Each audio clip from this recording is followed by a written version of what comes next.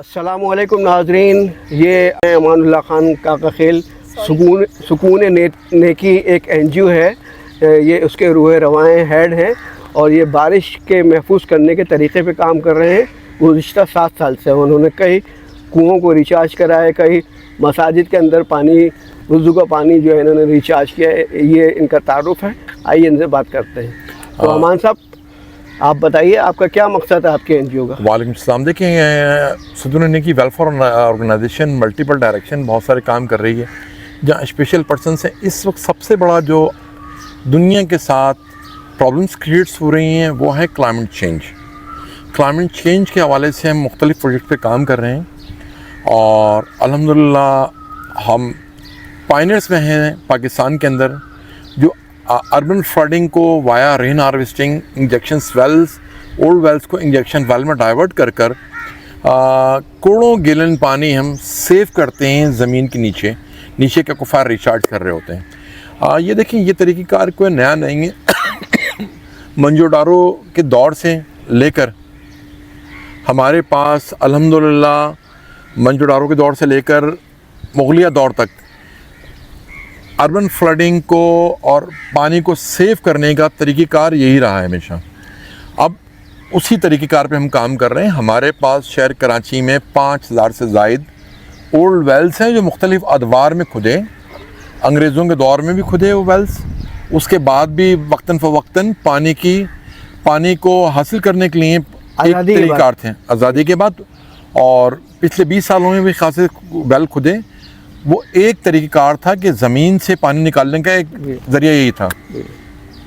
अब वो पुराने वेल्स कचरों से भरे हुए हैं, हम उन वेल्स को लेते हैं, इंजेक्शन वेल में डाइवर्ट करते हैं, चैनलाइज करते हैं, फिल्टराइज करते हैं पानी को, और पानी को ले जाकर ज़मीन के अंदर सेव कर देते हैं। एक एक वेल में लाखों गैलन पानी हम सेव कर रहे होते हैं। उससे सबसे अच्छा इम्पैक्ट जो होता है वो ये होता है कि सराउंडिंग में आपके अर्बन फ्लडिंग मिनिमाइज़ हो जाती है, सराउंडिंग के तमाम जो बोर्ड्स हैं आपके वो रिचार्ज हो जाते हैं, TDS मिनिमाइज़ हो जाता है, pH बेहतर हो जाता है, ज़मीन में सिंक होल होने के चांसेस मिनिमाइज़ हो जाते हैं।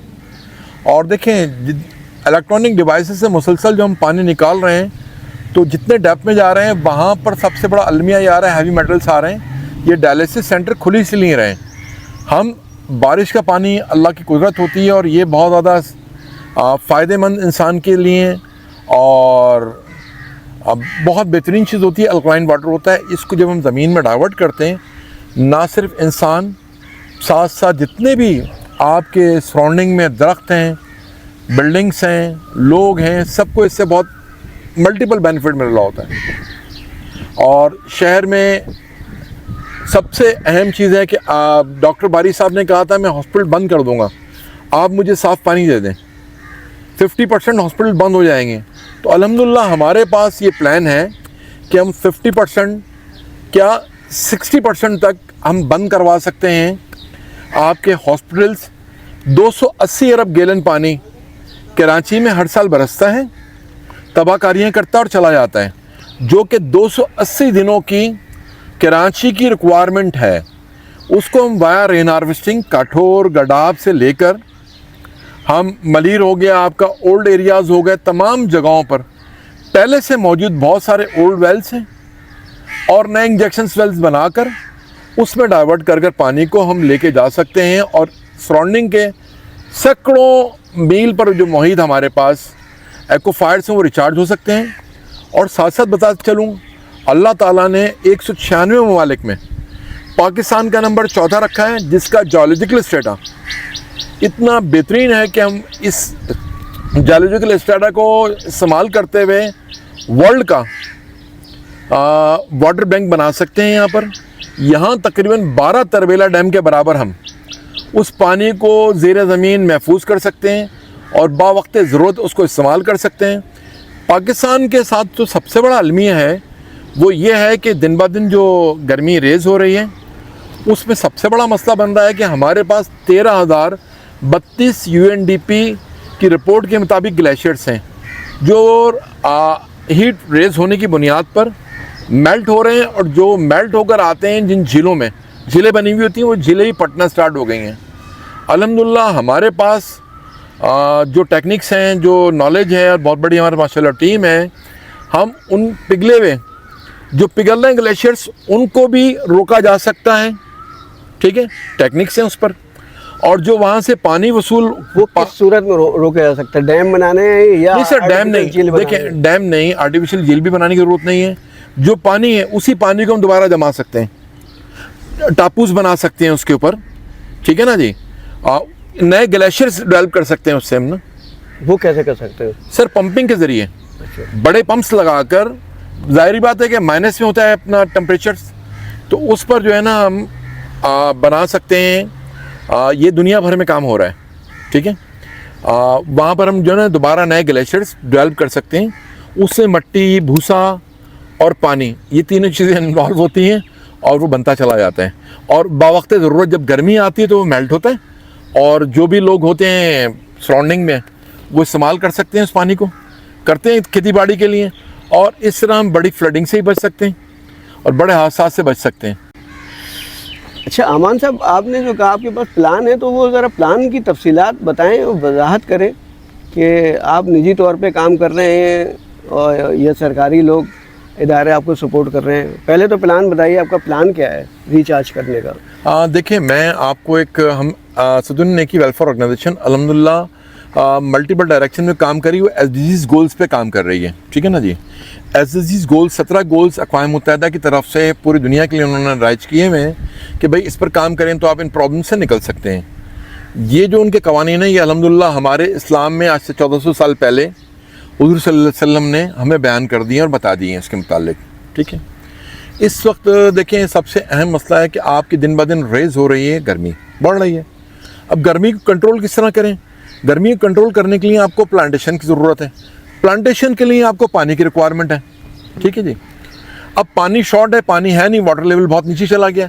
इस मसले का हल हमारे पास ये है कि जो आपके पास मसाजिद हैं, ठीक है, मसाजिद से मुतसिल ये एक ग्राउंड है ना जी, अब वज़ू का पानी, हज़ारों गैलन पानी हर मस्जिद वो डाइवर्ट कर रही होती है, गटर बुट करती है। हम उसको गटरों में जाने नहीं देते हैं, मुताल्लिका पार्क में लेकर आ जाते हैं उसको। हम मुताल्लिका पार्क में लेकर आते हैं, हम एक रिचार्जेबल पॉन्ड्स बनाते हैं। वो ज़मीन को भी रिचार्ज करते हैं, यानी कि जो आपने मुसलसल पानी निकालने की से ड्राई कर दी चीज़ें, उसको भी रिचार्ज करते हैं। फिर उसके अंदर जब पानी खड़ा होगा कहीं पे भी, तो ज़ाहिरी बात है मच्छर होते हैं उससे पैदा ना जी, वो बीमारी का घर है। हम करते ये हैं कि उनके अंदर गप्पी फिशेस डेवलप कर देते हैं, गप्पी फिशेस डालते हैं। गप्पी फिशेस डालने से वो मच्छर के लार्वों खा रही होती हैं। अच्छा, वेपरेट, अब जब पानी खड़ा हुआ है तो पानी को हमने इस तरह बहुत गर्मी में बहुत स्पीड से वेपरेट होगा, उसका हमने हल निकाला है कि भाई उसके लिए हम हाइड्रोफाइट पौधे डालते हैं। हाइड्रोफाइट पौधों का काम ये होता है कि पानी को साफ़ भी कर रहे होते हैं, साथ साथ आपकी गर्मी को कम करते हैं, ऑक्सीजन के लेवल को बढ़ा रहे होते हैं। अच्छा, उसके बाद जो पानी निकल कर आता है, फिर हम जगह जगह चैम्बर्स बनाए हुए हमने, रिचार्जेबल चैम्बर्स हैं। ऐसे चैम्बर्स हैं जो ज़मीन को रिचार्ज करते हैं, रिचार्ज कर रहे होते हैं, जो अपने हिस्से की रिचार्जिंग होती है करते हैं, और फिर वो आगे डाइवर्ट कर देते हैं। स्लॉटेड पाइप से हम फिर उसको आगे पानी को लेके जा रहे होते हैं। स्लॉटेड पाइप से पानी आगे जा रहा होता है, आगे के चैम्बर को रिचार्ज कर रहा होता है। तो इस तरह नीचे के जो एक्वाफायर आपके हैं वो रिचार्ज होते हैं, और दरख्तों और पौधों को जो पानी है वो ज़मीन के नीचे से मिल रहा होता है टोटली तौर पर ना जी। ज़मीन की जब जड़ों से पानी मिलता है तो पौधों की जो है ना रंगत बिल्कुल ही चेंज हो जाती है, और बहुत बेहतर अंदाज में फिर दरख्त डेवलप हो रहे होते हैं। साथ साथ देखें, हम करते ये हैं कि फलदार दरख्त, गुर्बत भी है, भूख भी है, ठीक है ना, अफलास भी है लोगों के पास, तो हम अपने पार्क के अंदर लगा रहे हैं फलदार दरख्त, फलदार पाकिस्तान के हवाले से। और बहुत खुशाइन बात है कि हमारी बात को देखते हुए अपना पंजाब गवर्नमेंट ने ऐसा किया कि हाईवे से रिलेटेड जितने भी एरियाज़ हैं उनके पास ग्रीन बेल्ट्स हैं, उस पर वो फलदार दरख्त लगा रहे हैं। फलदार जो हमारा प्रोजेक्ट था पाकिस्तान का ना, उसके साथ साथ जो है ना हम देखें गर्मी की शिद्दत है, अर्बन फॉरेस्ट बना रहे हैं। अर्बन फॉरेस्ट टेम्परेचर को कट डाउन करता है। फिर अभी आप यहाँ सुन रहे होंगे आवाज़ें परिंदों की ना जी, कौवे हैं, कोयल हैं, तोते हैं, साथ साथ मिचल्स बर्ड्स हैं, हमिंग बर्ड्स हैं, यहाँ पर बटरफ्लाइज हैं। तो एक अच्छा एनवायरनमेंट मिल रहा होता है। उसके बाद हम कैक्टस कॉर्नर है, कैक्टस कॉर्नर बनाया हमने, बाहर से इंपोर्ट किए हैं कुछ ऐसे कैक्टस हैं जो दुनिया भर के लोग मल्टीपल उससे बेनिफिट्स लेते हैं। उन्होंने ग्रो किए हुए इस नौइयत के वो हैं कि जो आपका जानवर के खाने पर ना सिर्फ उनकी सेहत बेहतर रह रही है, मिल्किंग में 25% तक इजाफा हो जाता है और सेहत भी उनकी बेहतर हो जाती है। साथ साथ ऐसे भी हैं जो कॉस्मेटिक्स में इस्तेमाल हो रहे हैं और साथ साथ वो हर्ब्स में इस्तेमाल हो रहे होते हैं और आप सैलड के तौर पर उसको इस्तेमाल कर सकते हैं।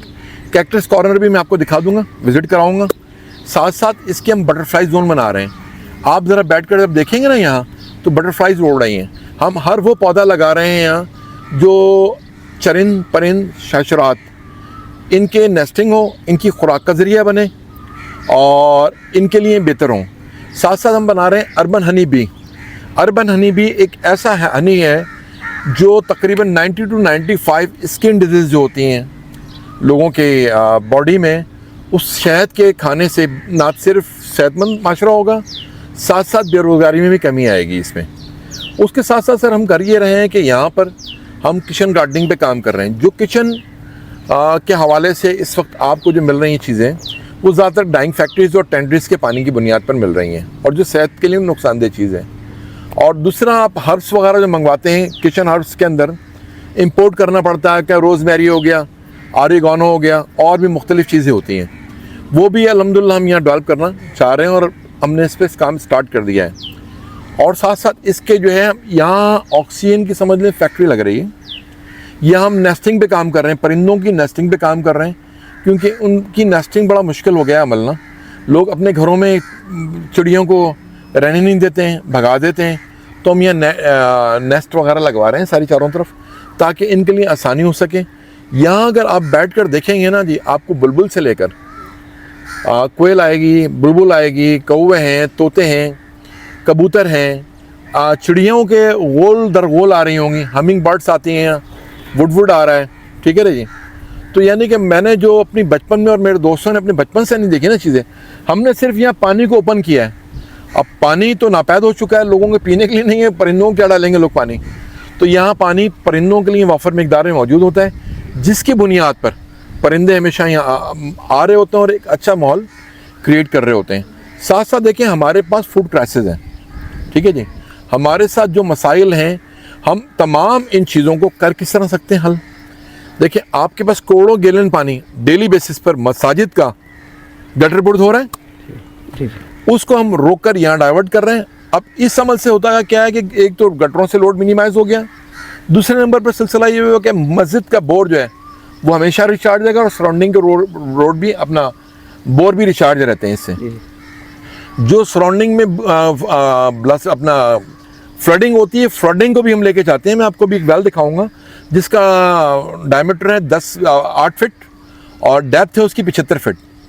उसको भी हमने कचरों से भरा हुआ था, सफाई सुथराई करवा कर इंजेक्शन वेल में डाइवर्ट किया, उसको हमने चैम्बराइज किया, चैनलाइज किया, पानी फिल्टर होने के बाद उसमें डाइवर्ट होगा। तकरीबन हज़ारों गैलन पानी पर मिनट ड्रॉप होगा इसके अंदर, उसका भी आपको मैं मुआयना करवा देता हूँ। और उससे समझ लें कि 10 से 12 लाख गैलन पानी हम एक स्पेल में, एक वेल में अपने डाइवर्ट कर लेंगे। उससे सिलसिला ये होना है कि सराउंडिंग की पीएच और टीडीएस वो भी मिनिमाइज होगा और बहुत ही अच्छा इम्पैक्ट पड़ेगा। इस तरह देखें पानी की शॉर्टेज 280 अरब गैलन पानी जो बरस रहा है ना जी, उसको हम सेव कर सकते हैं। जो करोड़ों गैलन पानी मस्जिद का गटरों में जा रहा है उसको सेव कर कर हम पॉजिटिव डायरेक्शन में प्लांटेशन पे काम कर सकते हैं और एसडीजीज पार्क बना सकते हैं। थर्ड नंबर पर जो काम है बेसिक, जो करोड़ों गैलन पानी आप विदाउट एनी ट्रीटमेंट भेज रहे हैं, यहाँ से समंदर बुर्द कर रहे हैं जहाँ से मैरीन लाइफ डिस्टर्ब हो गई है, उस पानी को भी हम करोड़ों गैलन पानी को अल्हम्दुलिल्लाह सेव कर सकते हैं। उसको फिल्टराइज कर कर, चैनलाइज कर कर कंस्ट्रक्शन, प्लांटेशन और इंडस्ट्रीज में इस्तेमाल हो सकता है। हाइड्रोफाइट पौधे नालों में हमने डाले हुए, उससे सबसे अच्छा इम्पैक्ट ये हो रहा है कि आपकी गर्मी में कमी आ रही है, जो गैसेस उठती हैं वो गैसेस नहीं आ रही हैं, स्मेल नहीं हो रही है, और वो ऑक्सीजन भी प्रोवाइड कर रहा है और साथ साथ पानी को फिल्टर भी कर रहा है। यही पानी आपकी जो शॉर्टेज है पानी की उसके लिए बहुत बेहतर तौर पर कार्बन इंडस्ट्रीज के लिए, कंस्ट्रक्शन के लिए और साथ साथ आपकी प्लांटेशन की इस्तेमाल कर सकते हैं उसको। अमान साहब, ये तो आपकी अपनी प्रोग्रेस थी, आपने अपनी एनजीओ अपनी टीम की मदद से ये काम करा, तो अब कुछ आप बताएं, क्योंकि आप अकेले तो ये काम नहीं कर सकते ना, क्योंकि इतना बड़ा शहर है, 2.5 करोड़ की 3 करोड़ की आबादी है, तो सबको मिलके ही काम करना होगा और ये बारिश का पानी महफूज करके खुद कफील होना होगा, न सिर्फ कराची को बल्कि पूरे मुल्क को। तो ये एक पैगाम जाएगा। आप शहरियों को क्या पैगाम देना चाहते हैं रेन हार्वेस्टिंग के हवाले से, कि बारिश का पानी किस तरह महफूज किया जाए, किस तरह जो है वो ज़ेर ज़मीन पानी का लेवल ऊंचा किया जाए, क्योंकि पूरा कराची कंक्रीट हो गया है, तो बारिशों का पानी वो जाता नहीं है ज़मीन के नीचे, और वो नदी उसके ज़रिए, नदी नालों और सीवरेज सिस्टम के ज़रिए समंदर में जाता है। तो ऐसे में कराची के शहरी क्या करें? हाँ सर, देखें, सतून नेकी वेलफेयर ऑर्गेनाइजेशन जो काम कर रही है, मैं अपना तारुफ करा दूँ। मेरा ताल्लुक, मैं यूक्रेन नेशनल हूँ और मैं रशिया में रहा हूँ, बिज़नेस करता रहा हूँ वहाँ पर, तो और एक्सपर्टीज़ मेरे पास ज़्यादातर आपका सेंट्रल एशिया और रशिया से हैं। देखिए, वहाँ 1 लाख दरिया बहते हैं। ये एक काम टेक्निकल काम होता है, ठीक है। बहुत से लोग नाकस हिकमत अमली के तहत काम अच्छे करने की जगह ख़राब कर देते हैं। ये एक टेक्निकल काम है, इसके लिए सतूनी नेकी से एडवाइस ले लें। लोग करते क्या हैं, पुराना कुआं मिल गया उनको, उसके अंदर वो पानी उतार देते हैं कचरे के साथ। कचरा पड़ा हुआ होता है, वो नुकसानदेह हो जाता है। वो सिलसिला ये करता है, गैसेस बन रही होती हैं और पानी कुआं वेल जज्ब नहीं कर रहा, क्योंकि ऊपर पानी रुक जाता है, थोड़ा बहुत पानी जा रहा होता है, उसकी तस्वीर बनाकर डाल देते हैं लोग। अच्छा जी, लोगों को इस चीज़ के बारे में ज़्यादा नॉलेज नहीं है। नॉलेज हासिल किए बगैर काम करना ना नुकसानदेह हो सकता है। सतून नेकी से नॉलेज हासिल करें। तो आपकी वेबसाइट है, क्या है वो? सर, हमारे पास डिस्क्रिप्शन में डाल दूंगा। सतून नेकी वेलफेयर ऑर्गेनाइजेशन हमारी है, जिसकी फेसबुक आईडी मिल जाएगी, आपको तमाम सोशल मीडिया लिंक्स मिल जाएंगे। वो आप लिंक मुझे भेजिएगा, मैं आपको लिंक दे दूंगा। देखें, सोच समझ कर काम करें, ठीक है। ये ना तजर्बेकारी की बुनियाद पे बहुत सारी चीज़ें नुकसानदेह हो जाती हैं। बहुत से लोगों का नाम नहीं लूँगा, उन्होंने काम करने की कोशिश की, लेकिन वो काम उन्होंने हिकमत अमली उन्होंने बहुत गलत इस्तेमाल की, जिसकी वजह से पैसे भी उनको ज़ाया हुए और प्रोसेस भी उनका गलत हो गया। आप हमारे काम को देखेंगे ना, जब मैं विज़िट कराता हूँ आपको, देखें हम कर किस नौयत कर रहे हैं काम।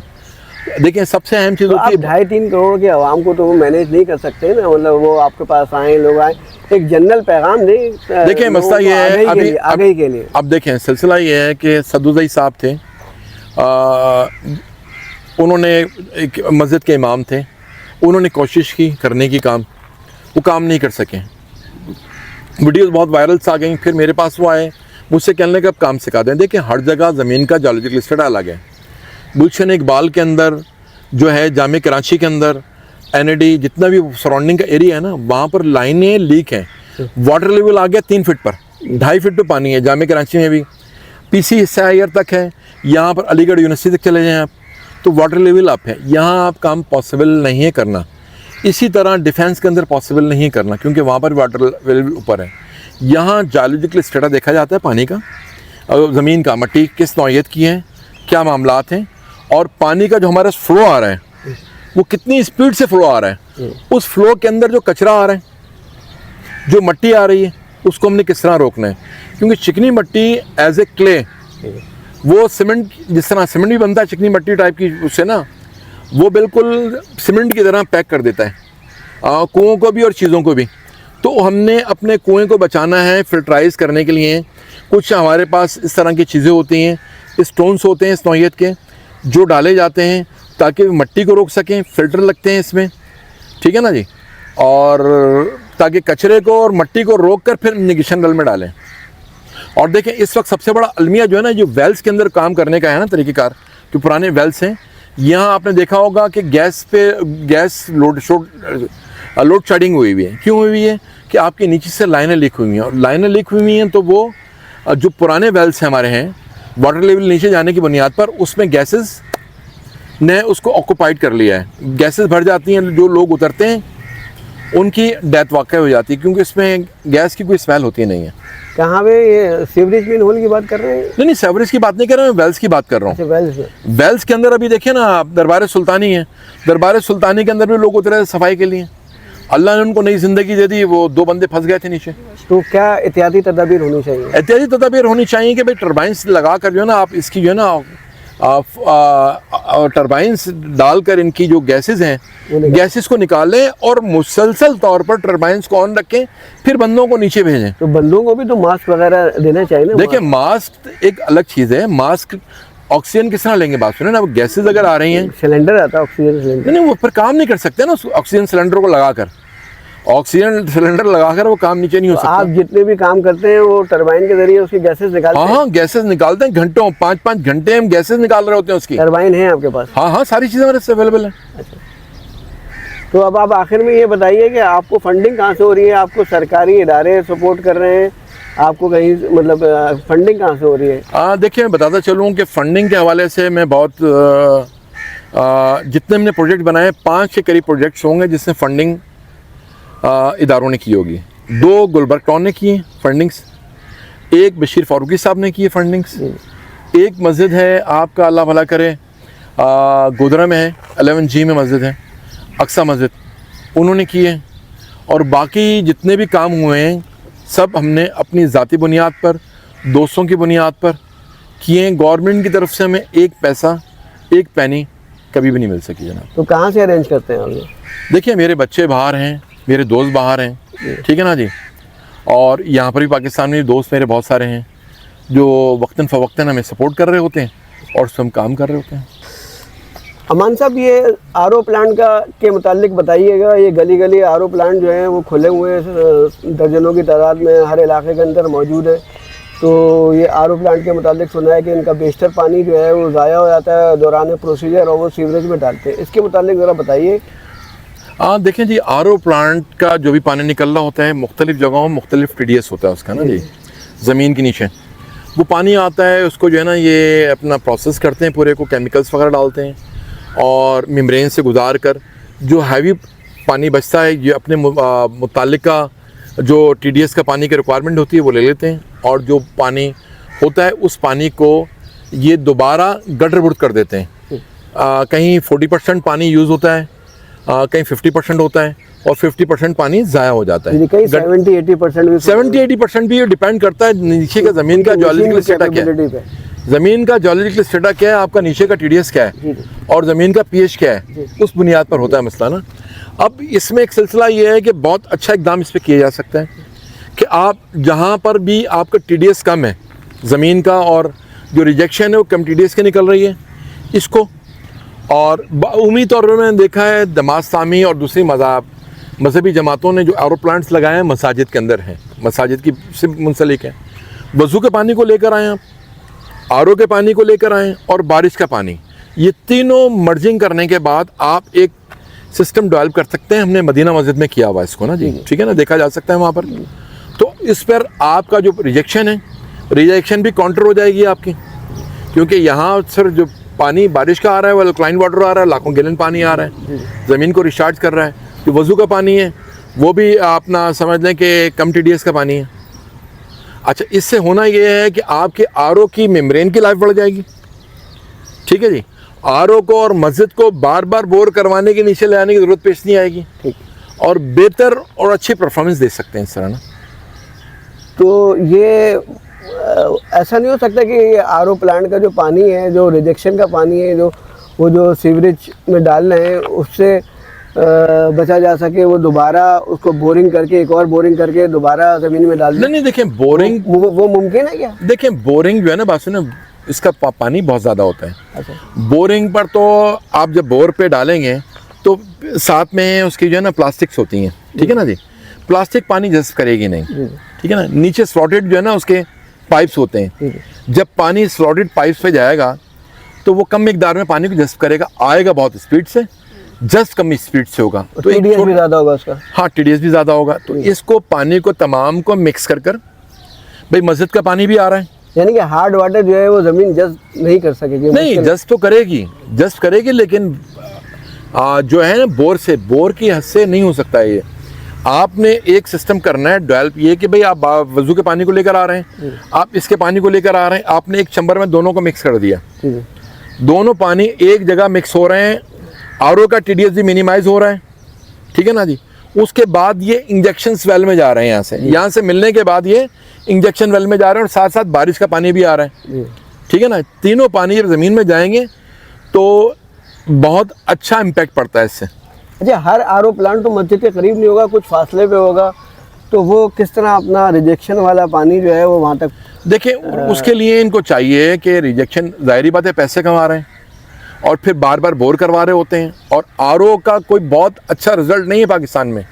आप जब आरओ पर रिसर्च करेंगे जाकर, तो ये जितनी आपके डायलिसिस सेंटर खुले हैं ना, वो इन्हीं की बुनियाद पे खुले हुए हैं टोटली तौर पर ना जी। लोगों को इतनी नॉलेज नहीं है, ना इदारों को नॉलेज है, और जिनको नॉलेज है उन्होंने आंखें बंद की हुई हैं, सीधी सी बात है। तो यानी कि आपका मकसद ये है कि आरओ का पानी जो है वो फिट नहीं है ह्यूमन कंजम्पशन के लिए? सर नहीं है, मेजोरिटी। देखें जो आप पानी पी रहे हैं ना, पता है कौन सा पानी पी रहे हैं आप? जो 3 लाख गटर शहर कराची में जो है ना जी बह रहे हैं, जिनकी सीपेज है, इसका पानी पिया जा रहा है आरओ के जरिए। तो बीमारियां फैला रहे हैं। वो केमिकल के जरिए साफ नहीं होता? सर केमिकल कहाँ तक करे, बैक्टीरिया केमिकल तो नहीं मारेगा ना, और केमिकल का भी साइड इफेक्ट होगा। क्या ख्याल है आपका? जी बिल्कुल। यानी कि आपका कहना ये है कि आरओ का पानी जो है ह्यूमन फिट नहीं है, तो फिर कराची के शहरी क्या करें? क्योंकि वो वाटर बोर्ड का जो पानी आता है वो भी नालों से गुजर के आता है, उसमें देखिए सबसे अहम चीज़ है सीवरेज की वो होती है, कंटामिनेशन होती है। कंटामिनेशन है। देखिए क्या पानी 50-60 साल पुरानी लाइनें हैं, ठीक है ना जी। सबसे अच्छी इम्पैक्ट जो हो सकता है कि भाई आप एक इज्तिमाई सोच रखें, ठीक है ना जी। इस सोच रख कर जो अल्लाह ताला ने आपको एक रहमत दी है, बारिश के पानी को सेव करें ज़मीन के अंदर और उसको इस्तेमाल करें आप, ठीक है ना। बहुत सारे प्रोसेस उसके हैं, बहुत सारे तरीक़ाकार हैं उसके, उस पर किया जा सकता है। अरबों गैलन पानी आप सेव कर सकते हैं उस पर ना जनाब अली।